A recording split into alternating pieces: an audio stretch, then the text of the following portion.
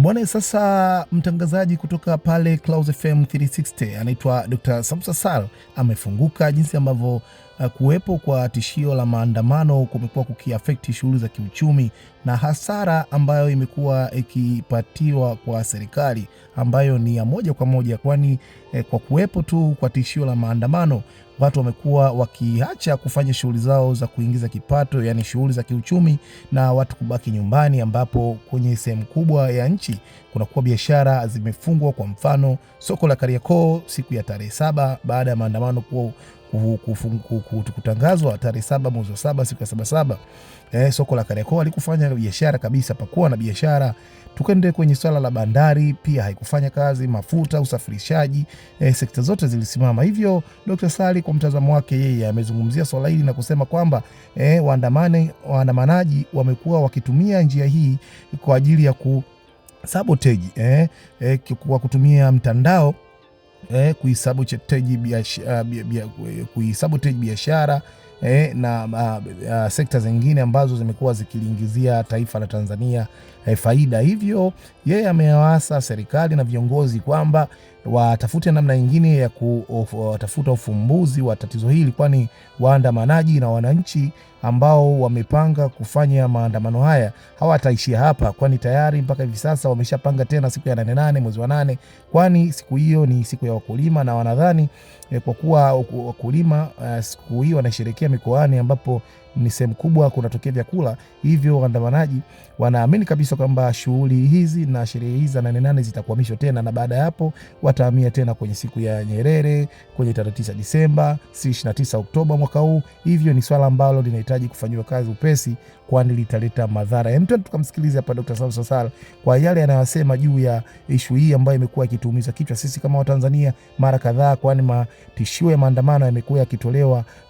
si mara moja tu bali mara nyingi. Hem, tumsikilize hapa Samsa Sal, mtangazaji nguli kabisa huyu. Afu amna maandamano. Ndio. Endelea hapo. Jana imepita tena. Ulinzi umeimarishwa, lakini nchi imepata sasa.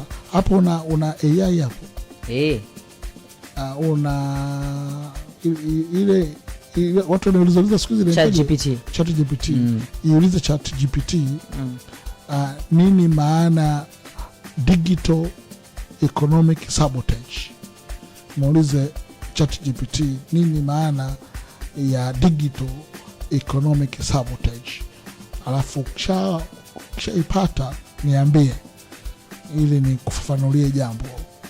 Digital economic sabotage ni vitendo vya kutumia teknolojia ya kidigitali kuhujumu au kudhoofisha uchumi wa nchi, taasisi au biashara kwa makusudi.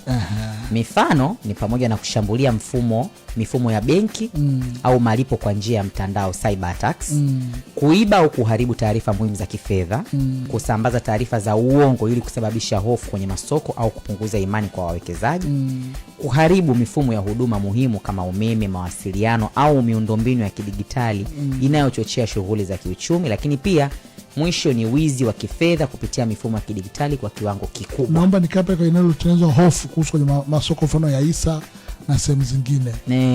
Unatengeneza kwa nasema unatengeneza taharuki. Ndicho ambacho kinatokea sasa hivi katika nchi yetu. Okay. Watu wanaamka wanasema tarehe 7 tunakinukisha. Tarehe 7 serikali inaimanisha ulinzi, inatandaza askari, alafu watu wanashindwa kwenda kuchagiza uchumi siku hiyo. Yani walikuwa waweke mafuta ili petrol stations zipate mafuta, aende kufanya shughuli zao. Walikuwa waende Kariakoo kuendeleza biashara zao, hawaendi. Kutwa nzima tunabaki vyombo vya habari kuripoti Mwanza sasa ni shwari, Bukoba sasa ni shwari, kila sehemu tunasema huko ni shwari. Wale watu jana wameshasema tena jambo lingine. Wamesema nini? Wamesema kwa sababu 7/7 inasherekewa sana mijini, macho na masikio sasa yanahamishwa tarehe 8. Ambako 8 ni sehemu inahusu wakulima, kwa hiyo kila mkoa na kila wilaya inaadhimisha. Kwa hiyo ni jambo zuri siku hiyo kwa mishia 8. Naelewa hapo. Kwa hiyo sasa hivi hapo kumbuke tumetoka juzi kati hapo Juma tuliwekea hapa kwenye mapinduzi. Muungano si mapinduzi hapo. Tulitetema. Ndio. Sabasaba hii hapa tumetetema jana. Wanatusabotage. Tarehe 8. Uchumi, uzalishaji katika uchumi unadhoofika. Ikiamishwa 8 inawezekana kabisa 8 tukaimanisha ulinzi. Wao furaha yao ni kuona ambavyo yale magari kimbia na askari wametanda nchi nzima. Unajua mimi I said the same thing jana. Alafu ikifika 8 wanakuambia sasa siku pekee kumwadhimisha Nyerere kumpa hadhi yake ni tarehe 14 Oktoba. Wa Tanzania, hii ndio siku ya Nyerere aliyekuwa na maono na nchi, tunaenda pale, tutahamia pale na nini. Ikifika tarehe 14 Oktoba wanasema sasa Tanzania haijawahi kupata uhuru. Twendeni 9 Disemba ndio siku yetu. Ile Oktoba ilianza sio tarehe 14, ikasema tufanye maadhimisho ya ndugu zetu damu iliyomwagika Oktoba 29. Kwa Oktoba 29 kama anniversary tufanye. Kwa hiyo mwaka mzima hapa kila mwezi tuna shughuli siku ambapo tunatepeta. Amna kinachofanyika. Ila nataka kunishika kwa mfano naanza kutoa nyumbani kwetu. Tusipuuze. Kwa sababu siku ambapo tutasema ndo kawaida yao, inawezekana siku hiyo ndo akaamua makusudi sasa kufanya kitu. Tunafanya nini ili wakati hizi kelele zinaongelewa lakini pia shughuli zingine za kiuchumi ziweze kuendelea. Ndio hapo sema mpaka jeshi la polisi na usalama wa taifa wa advance kuangalia namna gani wanaweza kazuia hata hizo taharuki zisiweze kuwafikia Watanzania mapema. Aidha kutafuta namna bora zaidi ya kuzuia wananchi kupewa hizo taharuki. Otherwise hata yale magari kuzurura sio ishara ya amani, ni ishara ya hofu kabisa. Ukiona ile Land Rover linapita, ukiona tunaanza kuja kugonga geti lako, unajua Mungu wangu. Si ndio wananifuatia home leo, wanipigie huku. Kwa hiyo pia